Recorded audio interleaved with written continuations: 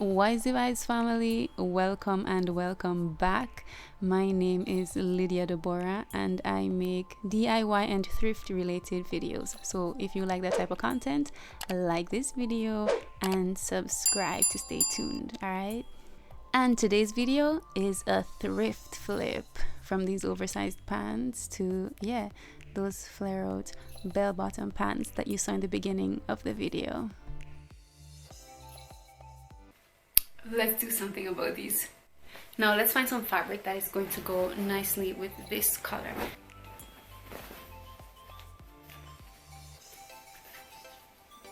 Alright, so here are my pants and this is the fabric that I found. I think it matches nicely and that's what I'm going to use for the bell bottom part of the pants. And the first thing I'm going to do here now is to remove the waistband of my pants. Alright, so with the waistband removed, I am now going to start pinning the sides of the pants, and because they're so huge I'm using clothespins to just hold them in place before I start pinning, just that I have them in place and they're not falling and I'm trying to hold them up and pin simultaneously. I've tried that before and no. Make sure your pants are centered before you start to pin, because you don't want to pin it and then realize that the seams are off and not at all centered. So I'm starting at the top and I pin upwards because of the direction that I'm going to be sewing. It's going to be easy to pull them out, and I figured out that it was easier to pin alternating sides. And now that I'm done, I'm checking again that the seams are centered before I continue.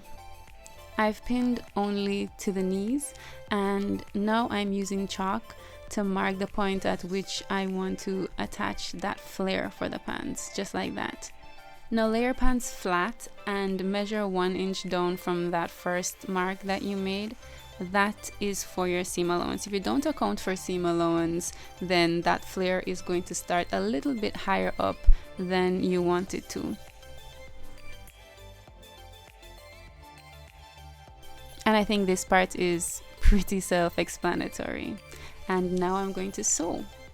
With the sides all sewn up, I'm trying them on once again to be sure that they fit the way I want them to and that the front and back are centered. And now I can go ahead and chop it off because I know for sure no mistakes were made. Except for that one. So I had to go back and fix that. Here I'm just making sure that the pants are cut at exactly the same place, and now we're ready to work on the flare. To start off, I'm measuring from seam to seam, both front and back sides of the pants, and then I'm adding those two numbers together, and that will be your circumference. Now math time. Take your circumference and divide that by 3.14, and for me that equals to 4 inches. And your length is measured from the point of the knee where you want your flare to start down to your ankle, or however long you want it. Add to that your final knee measurement, and there you have your final length measurement.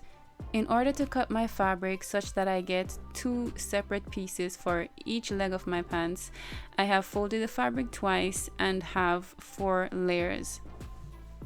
Next, we're working with the corner, and from the corner we are using our knee measurement, which again for me is 4 inches, and we are starting from one side of the fabric, marking that 4 inches all the way to the next side, but make sure you keep that measuring tape at the corner so you have somewhat like a pizza slice shape. And do the same thing with that length measurement from one side of your fabric all the way to the opposite side.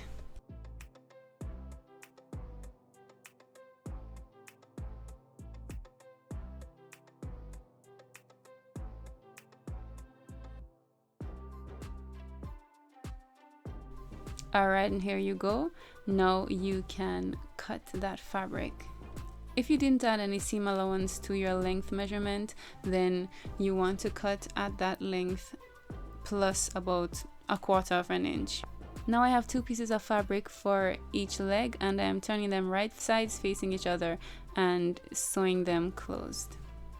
With my pants turned right side out and the flares of my pants turned inside out, I am inserting the pants into the wide part of my flares and pinning them together at the knee. So you know where the knee point for the flare is and the knee point for your pants are.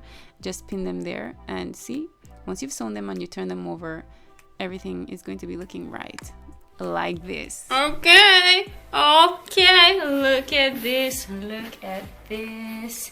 So what I have left to do is hem the edges and sort out the waistband. I kept it simple with the waistband, cleaning up the edges with a stitch that resembled what you would get using an overlock machine. I then folded it over once, pinned it and sewed. Also attached a clasp at the top, and voila. So thank you so much for joining me today, and until next week, take care. Bye bye.